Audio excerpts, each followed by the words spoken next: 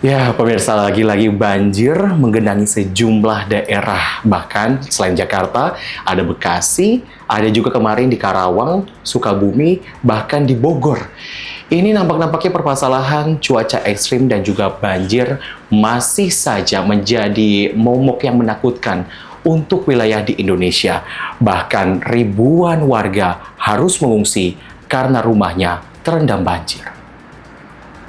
Hujan deras yang mengguyur wilayah Jakarta serta kota-kota satelit di sekitarnya termasuk Bogor dan Bekasi sejak Minggu 2 Maret hingga 4 Maret 2025 pagi menyebabkan beberapa sungai termasuk Ciliwung dan Pesanggerahan meluap dan bahkan merendam ratusan rumah warga di ketiga area tersebut. Di Jakarta, banjir berdampak pada 105 RT dan 5 ruas jalan dengan ketinggian air yang bervariatif. Bahkan mencapai 490 cm di Kelurahan Gedong, Jakarta Timur. Sementara itu di Bekasi, 7 kecamatan terdampak banjir, antara lain Kecamatan Bekasi Timur, Bekasi Utara, Bekasi Selatan, Medan Satria, Jati Asih, Pondok Gede, dan Rawalumbu. Sebanyak 140 unit rumah terendam dengan ketinggian air mencapai 300 cm. Banjir yang kali ini terjadi bukan cuma di Jakarta, tadi ada di Bekasi, ada juga di Bogor, bahkan di Bogor ada tanah longsor. Ini yang harus menjadi perhatian dari pemerintah, baik dari pemerintah daerah, pemerintah provinsi, hingga pemerintah pusat. Mengapa banjir masih terus terjadi? Selain intensitas curah hujan yang cukup tinggi, seharusnya banjir sudah tidak harus lagi terjadi, harus ada perbaikan-perbaikan di sejumlah sektor.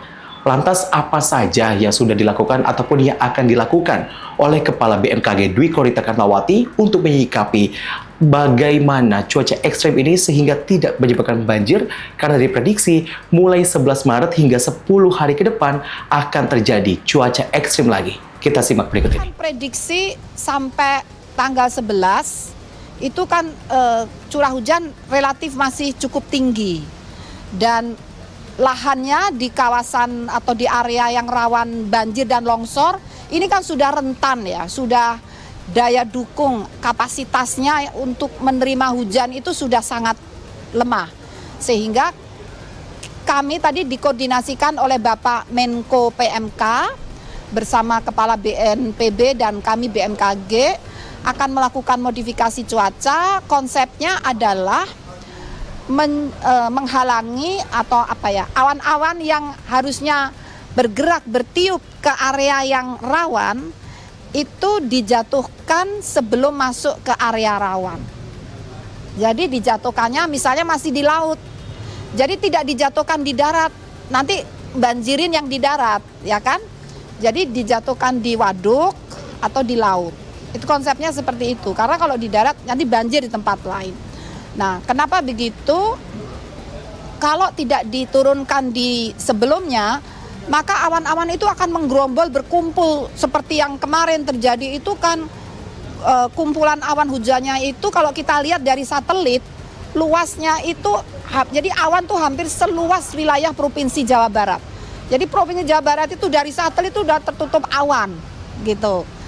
Bahkan sampai ke Lampung, Palembang itu. Jadi jangan sampai awan tuh tumbuh sebanyak itu sehingga masih datang sedikit turunkan di laut, datang sedikit turunkan di waduk atau apa. Jadi konsepnya seperti itu.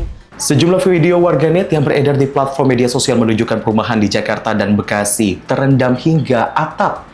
Hatim, warga Pejaten Timur, Jakarta Selatan menceritakan bahwa air mulai naik menjelang subuh dan sekitar pukul 5 waktu Indonesia bagian Barat sudah mencapai pinggang orang dewasa. Akhirnya, banjir tersebut merendam rumahnya. Di Bekasi, sebuah rumah sakit turut terdampak banjir yang memaksa evakuasi pasien ke gedung lain dan menyebabkan pemadaman listrik di beberapa bagian di rumah sakit. Tim penyelamat menggunakan perahu karet untuk mengevakuasi warga yang terjebak di rumah mereka sejak pukul 4 pagi. Selain itu, warga yang bernama Sri Suyatni mengatakan bahwa ia tidak sempat menyelamatkan barang-barangnya sebelum dievakuasi dan seluruh rumahnya terendam banjir. Banjir yang lagi-lagi melanda khususnya Jakarta. Dikatakan oleh Gubernur Jakarta Pramono Anung bahwa 90% debit air yang merendam wilayah Jakarta adalah kiriman dari Bogor.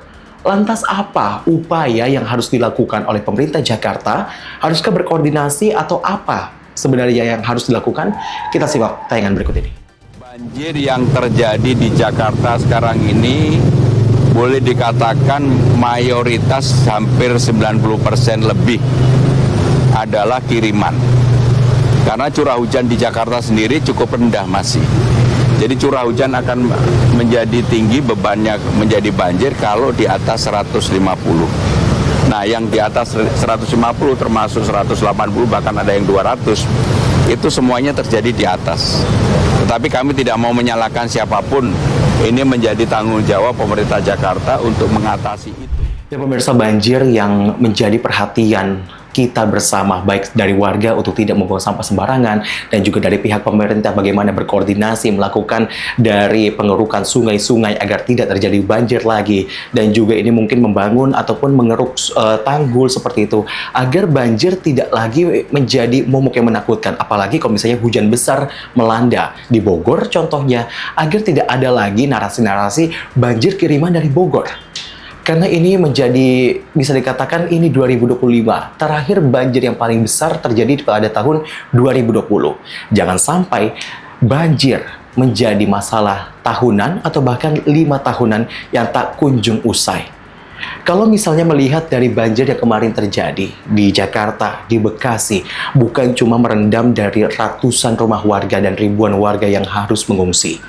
Banyak juga kendaraan warga yang akhirnya ini juga ikut terendam, yang mengharuskan mereka harus menjual kendaraannya ataupun menservis kendaraannya. Bukankah itu sesuatu menjadi PR bersama? Mending kalau pakai asuransi, kalau enggak, banyak kerusakan yang terjadi, banyak kerugian yang juga ditimbulkan atas peristiwa ini. Jadi memang sudah seharusnya melakukan transformasi, kolaborasi, untuk bersinergi bersama, membangun bukan cuma Jakarta, tapi daerah-daerah lainnya untuk bisa terbebas dari berbagai bencana. Selain merendam rumah-rumah warga, banjir ini juga berdampak pada aktivitas ekonomi. Banyak pasar tradisional yang terpaksa tutup karena akses jalan terputus. Pedagang mengaku mengalami kerugian besar akibat barang dagangan mereka terendam air. Banjir yang terjadi kali ini juga bisa dikategorikan sebagai force major atau kejadian di luar kendali manusia. Dalam situasi seperti ini, perusahaan perlu memetakan resiko force major yang mungkin terjadi dan mengambil langkah preventif untuk meminimalisir dampaknya.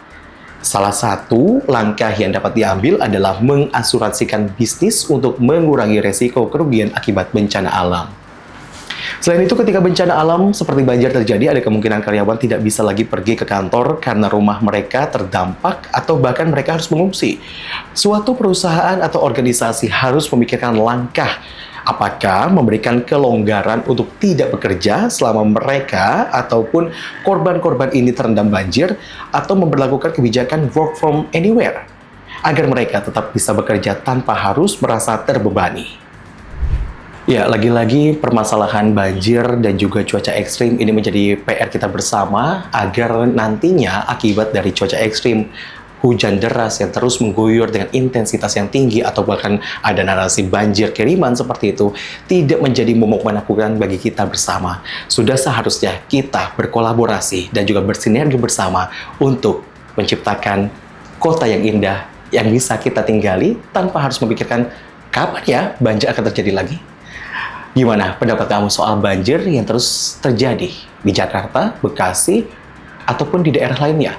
Yuk tulis komentar kamu, bagaimana persepsi kamu. Tulis di kolom komentar ya. Saya Syam Agung, terima kasih. Sampai jumpa.